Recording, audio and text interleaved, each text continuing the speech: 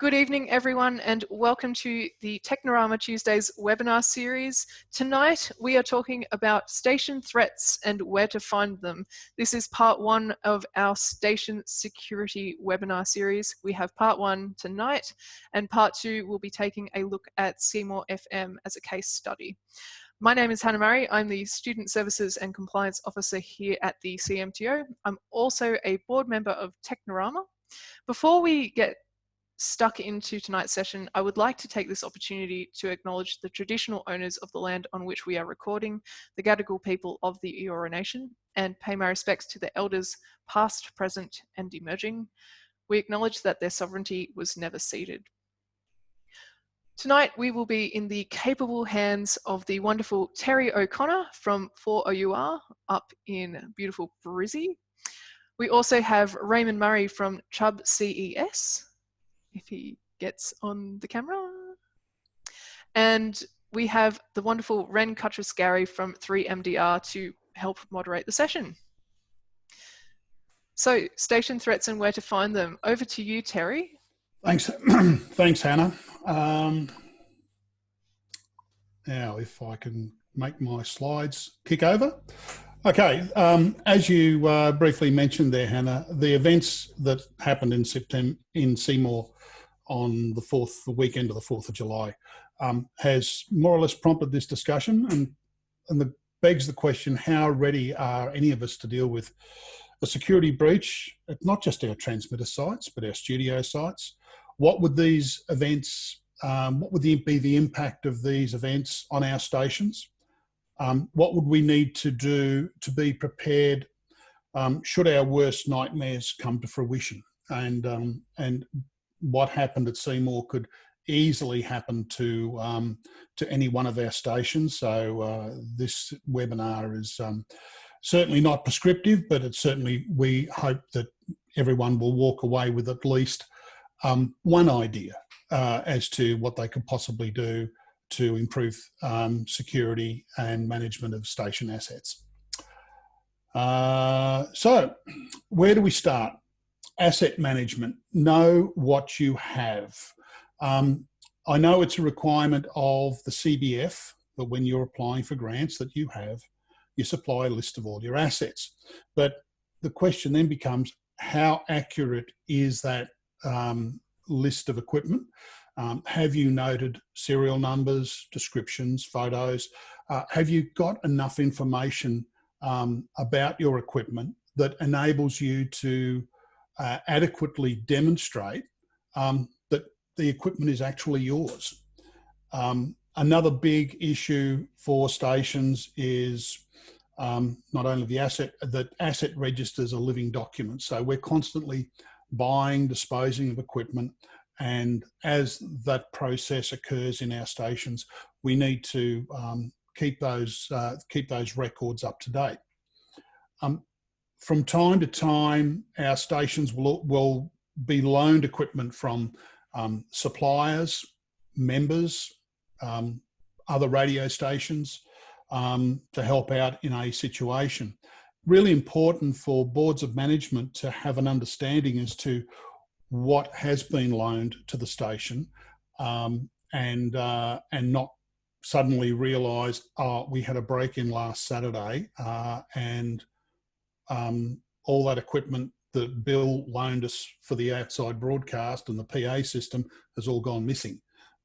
So knowing what's there for the station board, that gives you an ability to actually manage the risk that's associated with having these assets on site.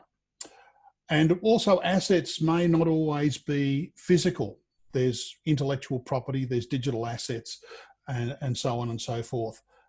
So all of these need to be taken into consideration. If we happen to lose a music library, I know our radio station's got about 6 terabytes of recorded music on file, and we would probably be able to work around that should that go west, but not all stations may be able to deal with that situation. Rebuilding an extensive program library and a music library is not always going to be a very easy thing to do, and will require a lot of assistance. So we need to think about those assets as well. IT systems, operating system software, application software and the like, all needs to be considered as part of the overall asset pool that we have in our radio stations, and they all have some intrinsic value in terms of the day-to-day operation of the radio station. Raymond, your turn. Okay, can you hear me? Loud and clear. Okay, first thing is know who is coming and who is going and with what. Basically, if you don't know who's going onto your transmitter sites or into your studios, there's something really wrong. You don't know what can possibly go wrong with the wrong person knowing what you've got and where it is. Have a visitor sign-in book, okay, and a sponsor for the person that that's attending the site. If you've got tradesmen coming in, make sure that you know all their details, including their public liability and insurances, certificates of currency. Keep an eye on that. Know who's got access, like who's got keys. If you've only got a key system, make sure that there are no outstanding keys. If a key gets lost or damaged, make sure that the people who have those notify you immediately and you can do something about it. So next thing on the thing is consider identification cards and access control cards. While that's an expensive thing, it probably is cheaper in the long run. Identification cards are not a big deal, okay? Some photo ID, station logo on them or something so you know that they're an employee, a contractor logo if they're a contractor to say that they know the site rules, they will know where your emergency points are, they know where the toilets are, they know what they're allowed to do and what they're not allowed to do, they know where they're allowed to go through orientation of the sites or whatever. So the next thing is to have an entry and exit policy on your transmitter sites. So basically what that is when somebody goes up to the transmitter site, they call in, and the reason they call in is not so much that you know that they're there, because you probably know that they were going there anyway for maintenance or repairs or slashing the grass there or whatever, but it's to make sure that they return safely. Like those are remote sites and you need to look after your people, okay? Somebody may be doing something and you know, a piece of the tower falls off and hits them, or you know, their vehicle rolls and crushes them or something. So you need to be mindful that those people need somebody that's responsible that will keep an eye out and make sure that they return safely from that site. They may get unwanted visitors up there at the same time as them. So they, you know, they may be in a situation where they're confronted by other people and you haven't heard from them. So then you need to have a strategy in place to deal with those sorts of things. Next thing is probably your remote access alarms. So alarms, I know a lot of the sites, from what I understand, are not exactly great for communications back down from the transmitter site. And some of your alarms are probably only going to be local alarms. So having an alarm system is a good thing, but it's not just the only thing that you can do. Obviously, if you've got alarms up there and you can communicate with those alarms, it's a great thing. But you still need to basically have some kind of sounder up there, something that will warn them off. And the sooner you do that, the sooner they think, well, there might be somebody coming to do something while I'm here, like the police might attend, or some security company might attend, and they may end up in trouble. Key registers, key control, restricted keys, basically are key blanks that nobody can copy without permission. Now, if you go to a lot of locksmiths, they have their own what they call broaching. They can make keys for you, and you fill out a whole heap of forms of who has authority to say who can have those keys copied. And what happens then is, if somebody brings a key in, they can't get it copied without the written authority of whoever those authorized people are. The key register is basically whoever signs a key out, signs in the book, okay? Or if you've got a key cabinet, okay, where the keys are locked away, which is another method. You can have a box that has a code on it. They put their code in, they get the key out, and when they return it, they put it back in. And you can go expensive, but as simple as possible to get you underway is a key register. So know who's got those keys, make sure they get handed back in, and they're not lost. Don't leave it a week or 2 weeks before you chase up keys that are missing, because the longer you leave it, the easier it is to forget who the last person was, particularly if you don't have a key register. So it's important to have that, and make sure that those keys are not out of sight for too long, where they could have the possibility of being copied if they're not a restricted broaching, because they can get them copied anywhere. So, sorry, my light's gone out here. Phone in upon access and phone home policy. Basically, what you're saying here is, when you are at the site, call in, notify somebody, and make sure you call when you're leaving. And that way, if there's any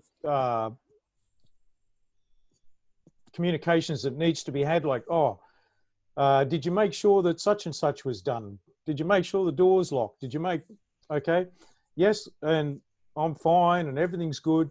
And then it's all done, and you can tick them off on where they're signed in to do the work, and you know that they're going to be returning home safe. Well, at least from the transmitter site, they've left safely. So that's a quick rundown on that slide. The access register, I think that kind of covered it, like your access register. Yeah, one sort of runs across the other a little bit. Yeah. The access register, knowing who's coming, who's going, keep a log, Yes. keep a record of it. Yes. My years at Telstra as a tech and later in Telstra Countrywide, we always had to sign in, sign out whenever we went to visited any of the remote offices. Yeah. And just going back to the phone home process, when you've got to travel some sort of reasonable distance in order to get home, whilst we're all working as volunteers within our organisations, our organisation still have it's still considered a workplace, and the board still has a level of accountability to ensure that everyone is safe. Non-compliance with this sort of stuff is a serious issue, and it will lead to problems. One of the things to do at studio sites, as well as transmitter sites, is make sure that any visitors you have, they're always escorted. Don't let people roam around the studio site or the transmitter site unescorted, particularly if they're a visitor, and make sure they always know where they're going or what they're to do there. Closed circuit television is always a very useful tool at a transmitter site and even at a studio site. I know at 4AUR, somebody decided to nick our external CCTV camera, and it was replaced very, very quickly. That was a sort of an indicator that something nefarious may have been about to come. They also give you a bit of an idea what's actually going on top. So if you've got an alarm up there, you don't know whether it's going to be rodents, critters, chewing through cables, or whether it's going to be a fog setting off something or whatever. At least with the CCTV, if you can see the footage remotely, instead of sending somebody up to the mountain unknowingly what they're faced with, you've got some idea of what they're walking into. And the very likelihood of letting the police know before you head up there. That's right. Once a crime's been committed, it then becomes a police matter, Yeah. and you can send them confidently up there and not annoy them by sending them up to a false alarm. Remote telemetry, well, just to finish off on the CCTV subject, there are a lot of very reasonably priced CCTV solutions out there. I was looking around last night and I've noticed that Swan Electronics have got some very reasonably priced multi-camera systems for less than $500. So installation of a closed circuit television system and recording solution to go with it need not necessarily break the bank. Remote telemetry is another good one, the ability to control and manage your assets at the transmitter site without necessarily having to go there. Now that sounds like a fairly expensive solution, but once again, there are some pretty reasonably priced solutions available for community radio stations. One that does readily spring to mind is from a company called Broadcast Tools, and their solutions will actually, they can work across the internet. They can also work via a 4G mobile phone, where they will dial a number and give you the alert. You can load up voice messages into it to let you know, so that it will speak to you or give you the status display on an app on your mobile phone. So there's been some big advances in some of this technology. And of course, the other thing to consider too, and this is if stations can afford it, and that's the use of an external security service. Now, in a lot of regional areas, it's very likely that you may be able to strike up an arrangement with a local security provider in your area, where they may periodically visit your transmitter site just to give it a look and a check to make sure it's okay. Now that really is very much dependent upon where it is, and everyone's situation is going to be different. Similarly, in metropolitan areas, some of the sub-metropolitan stations that don't have their transmitters co-sited with the studios, that could also be a viable proposition as well. As we've spoken about access keys, yep, passcodes.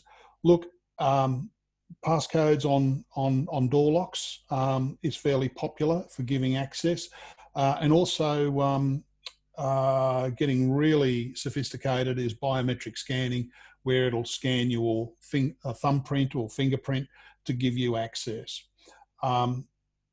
Secure your perimeters.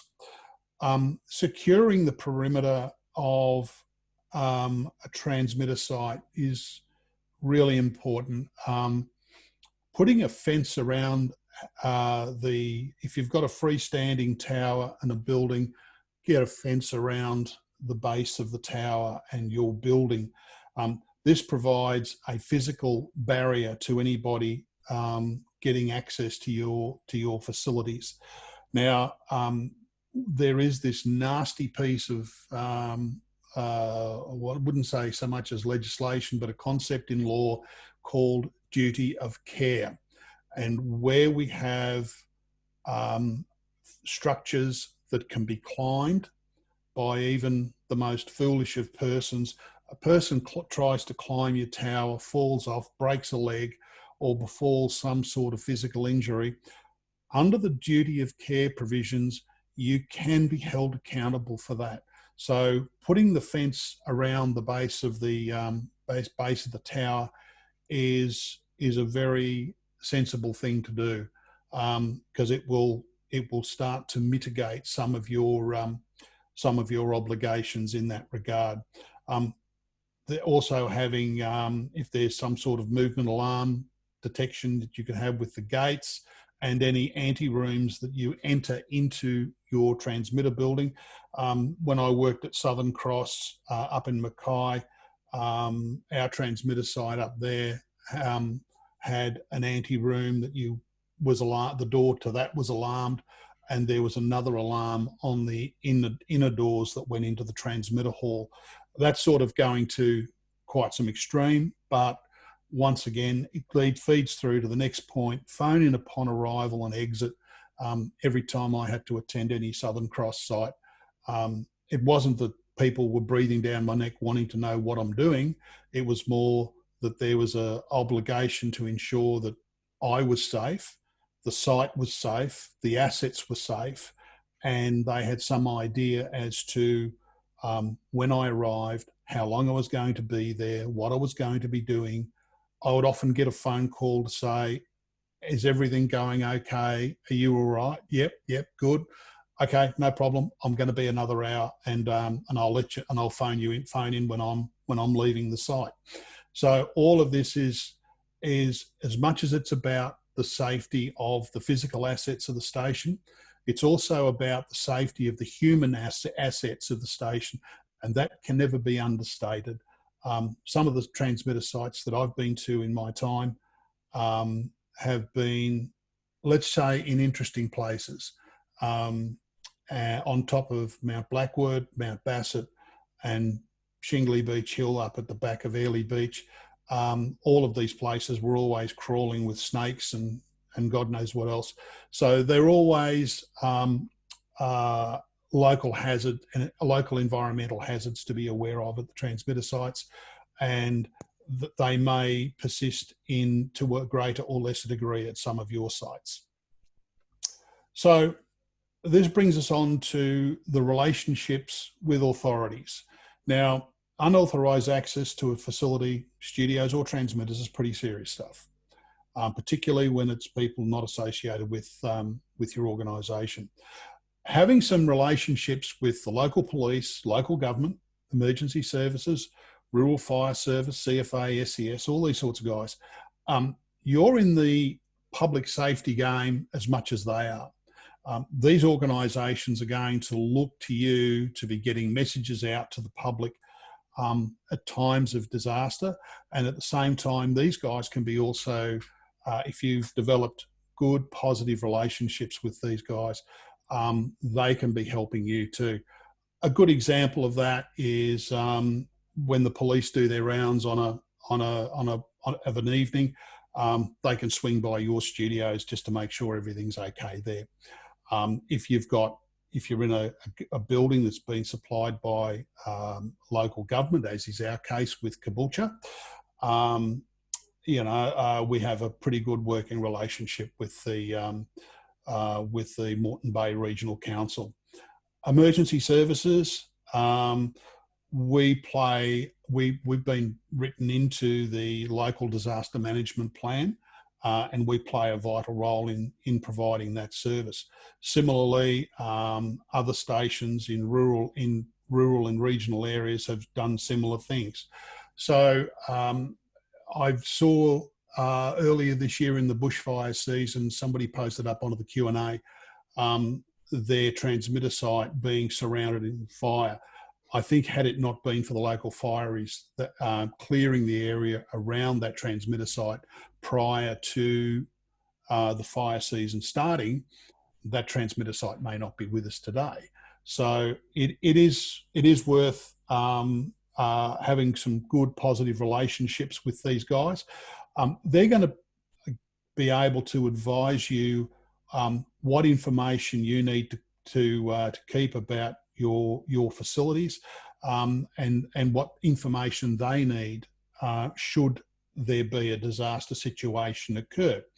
And at the end of the day, community radio stations are very much a community asset, the same as all of these other organisations, RFS, CFA, SES, the emergency services in general, and so on it goes. So there's precautions to take. Over to Raymond. Okay, your assets. You know, like we talk about like security. The whole point of security is protecting your people and property. But if something happens, you know, security by putting up fences and all that sort of thing, it doesn't work. What happens if it doesn't work? Security is also about recovering if there is a disaster by having insurance. I can't stress that enough. Like there's going to be disasters that you don't think are coming, you're not prepared for, or the like. Okay, so insurance is a very, very, very important thing. Okay, so, and that also relies on having your asset register if something happens.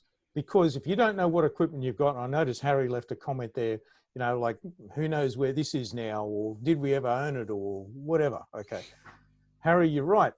There needs to be those asset registers. If you're not sure what you've got, go and find out. If you can't find out, list it anyway. List that equipment, because if you have a fire and it's got to be replaced, you've got to have proof that you've got it. Okay. If it's lost, you can't list it, okay? But you've got to make sure that no more gear goes south because it's not listed. You need to keep track of those assets. You need to have it insured, and that is the best thing you can do security-wise for your business or industry, okay? Cannot stress it enough. Your people are the most important asset, yes. And so are your visitors, yes, okay, because you can be sued to the hilt if somebody gets hurt, okay? You need to make sure that your public liabilities and insurances will cover that. You need to make sure that anybody who does work externally to you is insured as well. You might have an electrician there, and you need to make sure that they carry their own public liability and insurance as well, in case something happens while they're doing work. Just a second. Okay, check facilities regularly and be aware of changes. Regular maintenance of site, missed one. Incident reporting and follow up on events. So you might be on a transmitter site and you notice that, you know, the fence is there and somebody's cut a hole through it. Don't just go, oh, well, somebody's cut a hole through it. Do an incident report. Make sure that you have people who are in charge of following those incident reports off, not just arbitrarily just sending, you know, a text message to somebody say, hey, there's a hole in the fence. Okay, do an incident report, have meetings about these things, and make sure that somebody takes responsibility of it and not buck passes it. Okay, these things need to be fixed because it's a safety issue. Okay. It might that your contractor there left a whole heap of cardboard boxes next to the diesel tank or whatever it is, and it could be a fire hazard. Report the incident, okay? Even if you have to clean it up yourself, still report the incident that it happened, and then somebody can go back and talk to your contractor about leaving rubbish behind or cumulative problems that may arise from that. You don't want to end up paying for that, okay? Check your facilities regularly. As Terry mentioned, you know, you can go up there if the grass is too high, notify your local fire or CFS, okay, and they may go up there and clean it up for you, okay. Regular maintenance of site, make sure that, you know, there's no long grasses, make sure your diesel tanks are not leaking, make sure, you know, your signs are still up, and make sure your metal grills are in place. Test your alarm if you've got one there as part of your maintenances while you're up there. Insurance policies, if affordable. Okay, yep, I think that's kind of been covered with the other things, unless you've got to say something else to say about it. and no man traps. Now, what that is you can't put anybody in an illegal detention, okay? So if you've got somebody who breaks into the site, you can try and prevent them from getting in, but you can't actually prevent them from getting out. So if they've got a medical condition or, they've started a fire there and they can't get out, you're still responsible for that person's life. So you've got to let them out, just try not to let them in. So try not to make it so that they can't get out, okay? Unfortunately, that's just the way that it kind of works. Because you can, through litigation, be in a lot of trouble. And after all, what you're trying to do is protect the business, okay? It might be community, but it's still a business. Okay, protecting assets needs to be a way of life. You don't leave your home unprotected, so why not take the same precautions at your radio station? And this covers just about any type of situation, be it at the studio, be it at an outside broadcast, or be it the transmitter site. What impact would a loss of some or all of the assets have on your station? Do some disaster management planning. Work out how you would recover from such a loss. If you did have the worst situation happen, and this has certainly been a talking point with the technical team at 4OUR, we've sat down and had a bit of a good chat about, well, what would we do if we had the same situation happen to us that happened to Seymour? So it's always a good idea to start to do that business continuity planning. The cost of security can sometimes be far cheaper than the complete replacement of equipment. That's a well-known fact. So, which leads to the next point. Community Broadcasting Foundation, whilst I'm not speaking for the CBF or making any promises on behalf of the CBF, but I would be very surprised if well thought out security proposals to the CBF were not given a sympathetic read at the very least, because they are aware of what it costs to replace equipment, and 10% of prevention is sometimes worth 100% of the cure. So if any of the ideas or proposals that we've put forward to you tonight about the idea of telemetry systems, and there's a great raft of those available, closed circuit television for security services, getting internet connectivity to the transmitter side, any of those types of things, there are always solutions that are always going to help improve the security and protect your equipment. There are certainly situations where people will try and do you harm, no matter what the circumstances are. All that we can do is make life as difficult for them that they would try to make life difficult for us. So that's ultimately the situation that we're trying to do. So some cheap tricks that you could implement almost any time if you haven't implemented these already. So hang on, Terry. I think we're just going to, Hannah did a little poll about how people are thinking and feeling about their own station security. So we've heard back from roughly half the participants, and there's only one person who said they're very confident about the security at their station. We've got 6 that are feeling somewhat confident, 4 okay, 6 not confident, and 1 person who's really worried. So that's a bit of a concern. And I guess we're going to provide some contact details later. So for that one person who's very worried, or those other people who are not confident, they can certainly get in touch with us you guys or myself afterwards, and maybe we can help them a little bit offline. But don't forget to put your questions in. If you're not confident or you're worried, you know, you can let us know. You can shoot your questions to us. We're coming up to our hot tips now. As each one of us has kind of put forward our different views on what we think are cheap, easy wins. We've had one question that I'll just quickly go to from Harry M up at Noosa FM, who did describe the situation in his station being a little bit loosey-goosey in terms of recording assets. Changeovers and changes in, you know, in procedures and things like that. He also said, is there a good old school alternative to a biometric ID? Well, have you guys got any thoughts on that?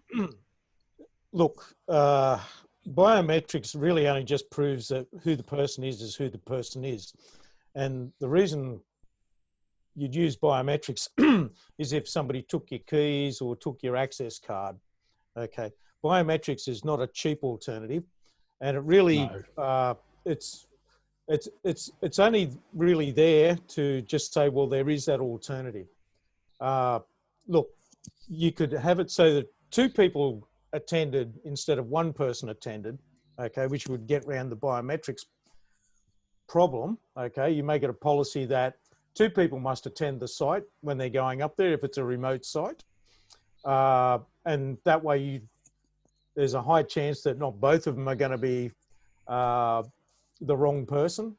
But like, there's no real old school biometrics get around. Okay, you've only really got, if you're locking a site up and restricting access, there's only like a PIN code, a key, or an access card.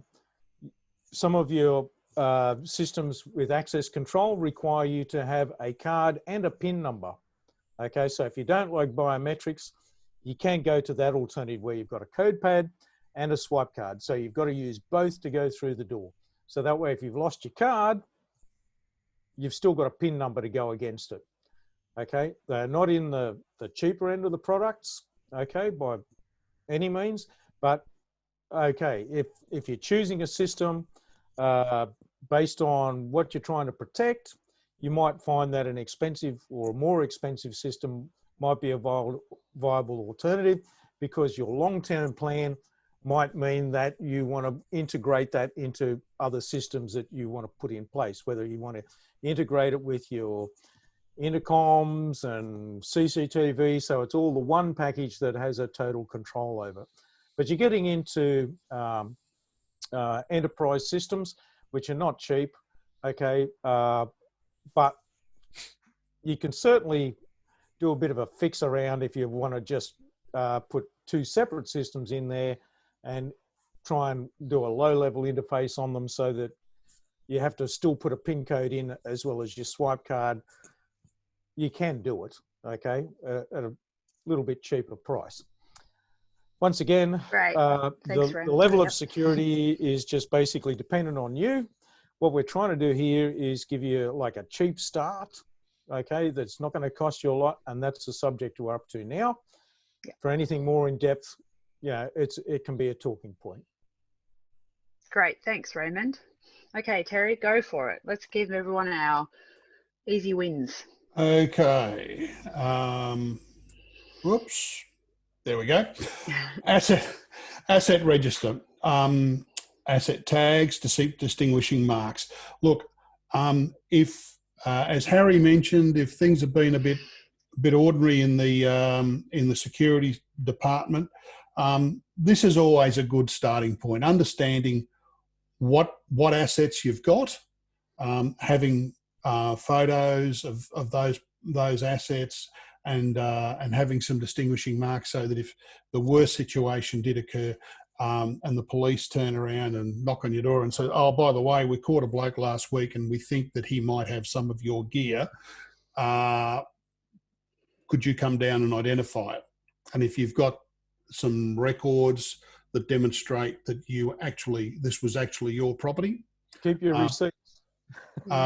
Keeping receipts is sometimes a difficult thing, as I personally have found keeping receipts difficult, but the fact that we can take photos of assets, we can record the information about them, maybe even put some distinguishing marks on the internals of some of these devices is always a pretty good starting point. Yeah, and I think just on that, I think the CBF also require an asset register, evidence of an asset register for any funds that they approve you to buy. So it's a really good way of kind of forcing stations to kind of, go down that asset register road. So if you do receive funding, that way you've at least got what you bought from the CBF recorded. Yeah, because it's public money and it's got to be accounted for. Okay, knowing who's got access keys. I know that this can be a real vexing issue. Sometimes there's not enough access keys for various people within the organisation, and sometimes you've got a situation where you've got too many access keys. But before anybody starts handing out keys to anybody, make it your business to record who's got the keys. Who the keys have been given to, and also don't be afraid to say to the people who are being given the keys, you are responsible for these keys. Quite often I've been involved in sporting organisations where everybody wanted a key to the clubhouse, and I said, yeah, that's all very well and good, but you are accountable and you are responsible for the keys when they are given to you. So it was amazing how many people suddenly decided that they really didn't need the keys. So yes, so don't be afraid to make that point to your people. You give someone a key that gives them access to certain parts of the facilities. You're expressing a level of trust in that person, and they need to similarly reciprocate. Signage at transmitter sites. Now, I've just got a question, Terry, that I'd love to ask from Tim. And he's asked, is there a solution to ensure digital assets like music libraries, documentation, and your actual asset register cannot be deleted from your online repository of things? Now, this gets into the wonderful world of IT, which I do happen to work in. And we could probably go on for hours. My best advice in this area, get yourself a couple of portable hard drives and back up, and then back up some more. You can never have too many copies of your core digital assets. By all means, you could store digital assets like Google Drive is pretty cheap, and to buy additional storage in Google Drive is not that expensive. However, what we have to factor in is the time that it takes to upload a terabyte or two of data over a link that may be at best running at about 40 megabits per second if you're on the NBN. But using one of these things plugged into a trusty Raspberry Pi, but having a portable hard drive, one or two terabytes, and a USB 3 connection to copy your digital assets onto a portable hard drive. Maybe do it a couple of times, and that starts to build up a level of redundancy in your digital assets. I think also you can password protect files and things like that. Yeah. You can put password requirement on them if you're, certainly things like an asset register and things like that, you can lock them down digitally, which I think is a good idea as well. You can certainly do that in Microsoft's Office 365. You can digitally lock files, but when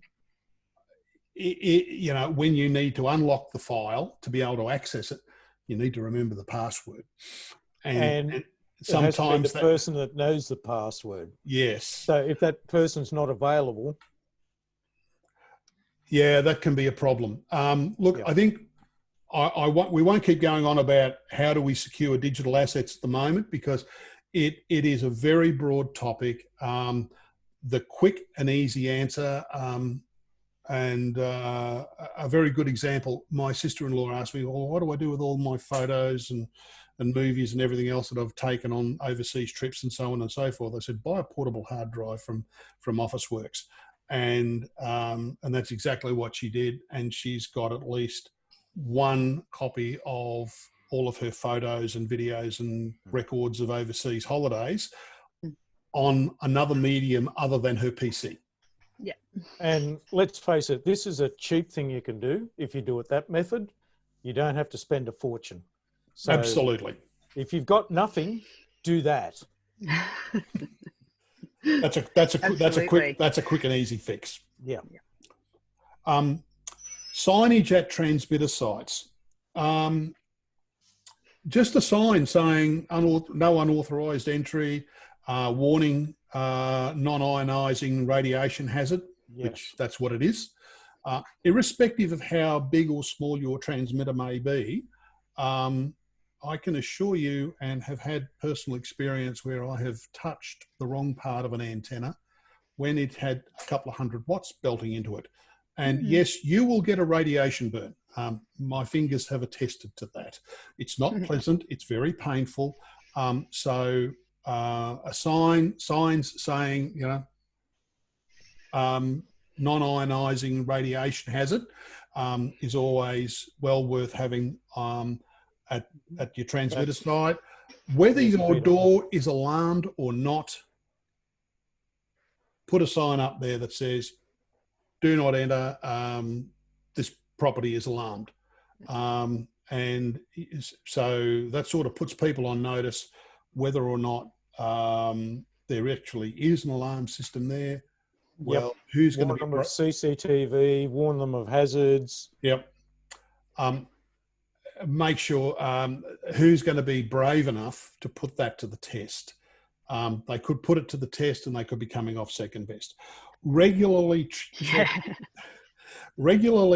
your transmitter sites and manage the surrounding environments. Can't stress that enough. When I worked for Whitsunday Broadcasters, I was going up and down to that transmitter site at least once a week to do general meter readings on transmitters. We had 4 transmitters, 4 10,000 watt transmitters to look after. So a bit of preventative activity. You don't have to go up there once a week. Once a month is a pretty good one. But when you go up there, you will notice things will may be different.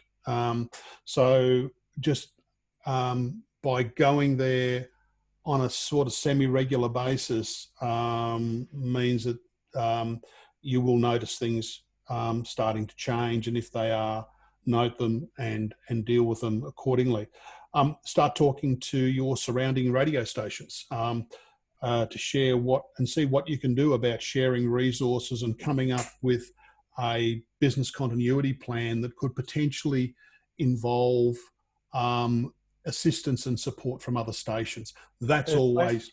One of the questions earlier about your digital backups, you could probably even have an arrangement to keep each other's digital backups. If they're password protected, they can't access them, but you can store your digital backups at another station and vice versa.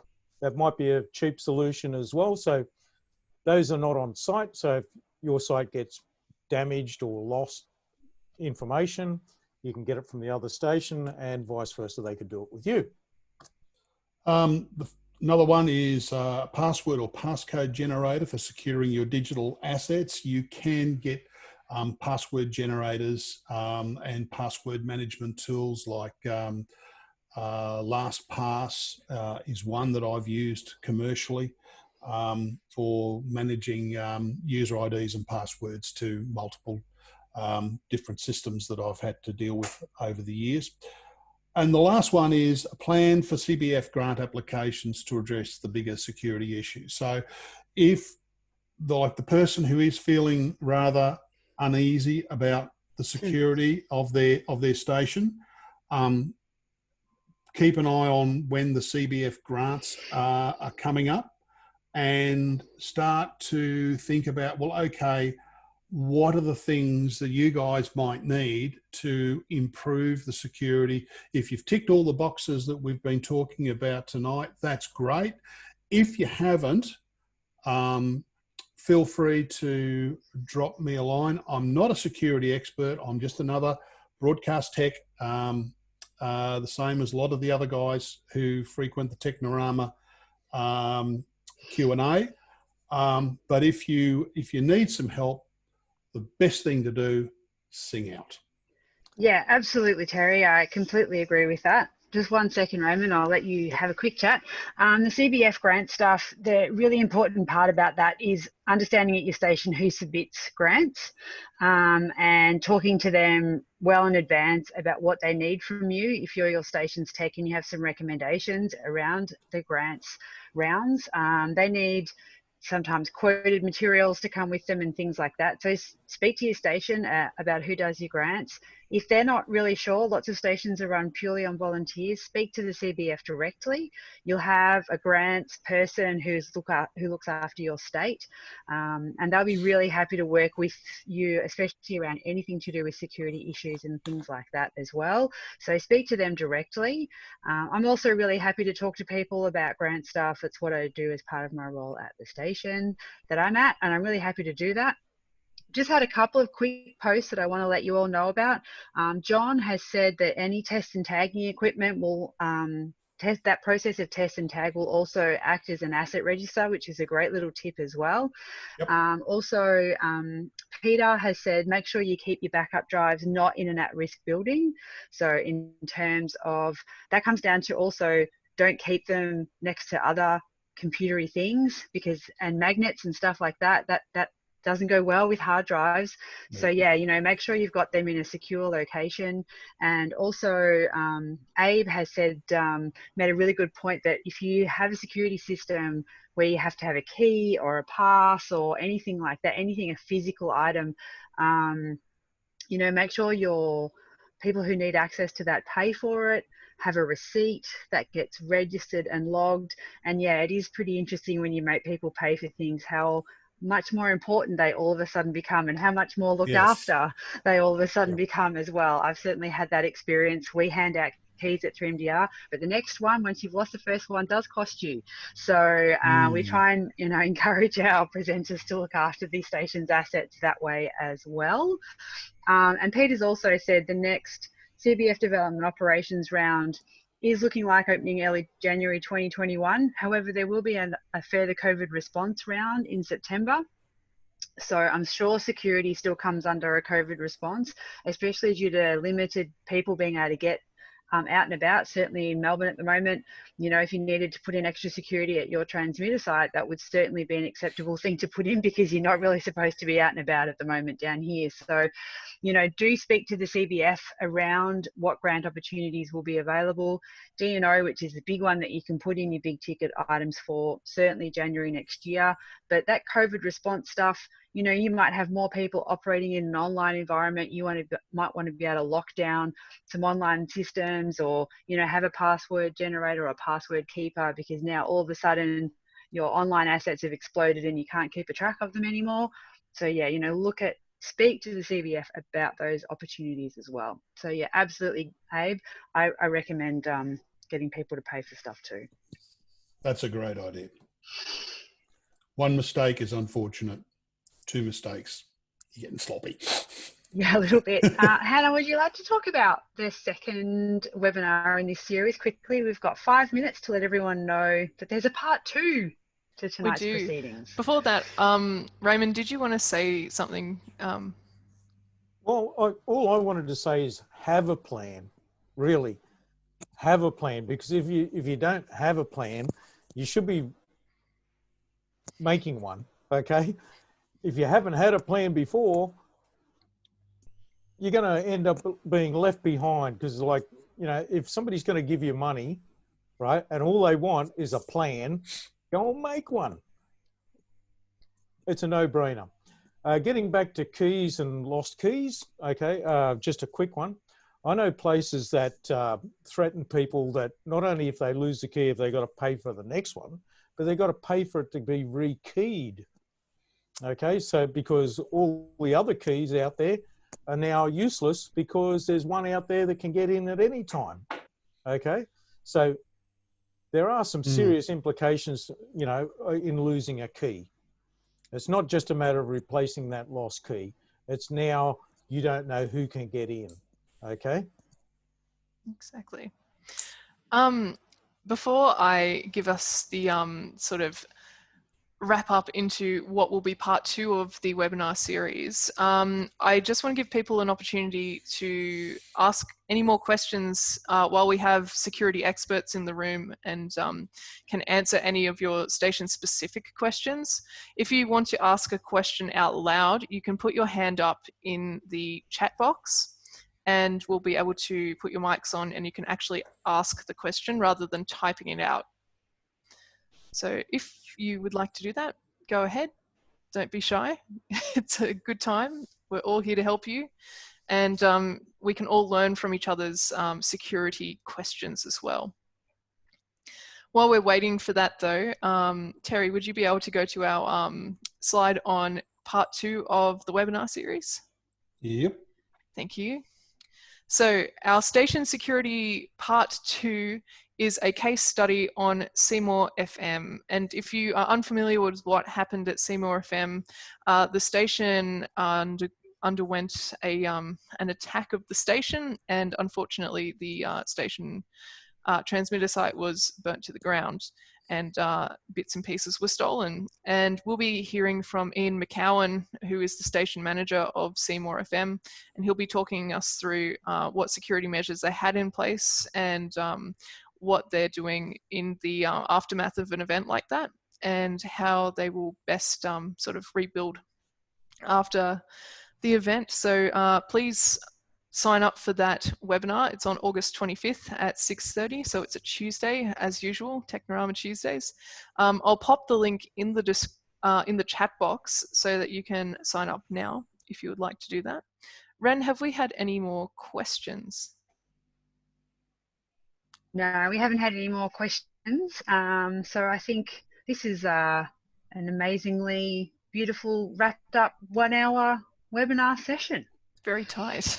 Very tight. Well, thank you so much to Terry O'Connor from 4OUR. Thank you so much to Raymond Murray from Chubb CES in Newcastle. Thank you so much, Ren Cuttress-Gary from 3MDR in Victoria. Thank you so much for bestowing on us your security secrets and wisdom. And we will be distributing slides for this webinar out to participants tomorrow. So if you're keen, let me know. My email is hannah, HANNAH, @cmto.org.au. You'll also be able to find this webinar online on YouTube on the Technorama Tuesdays webinar series YouTube page. So make sure if you didn't catch all of the session, you can get it there. I'm just about to pop the link into the chat box for the next Technorama webinar series. So please, if you're interested in seeing what happened with Seymour FM, sign up. It would be great to see you there as well. And thank you all so much. Yes, Raymond. I'd just like to say, right, don't treat this like a handout pamphlet at the mall, right, where you just walk to the nearest garbage bin and throw it in there, print it out, put it on your wall, go through it point by point and see what you can action. Even if it's only a small action, just do something. Yeah, perfect. That concludes tonight's webinar. Thank you so much to all of our presenters, and thank you all so much for making time in your busy schedule to come along. Before you leave, if you can make sure that you fill out our survey that pops up after the webinar, that would be great. It really lets us know what you want to see and what your thoughts were about the webinar, what we can improve, and how we can serve you and your station better.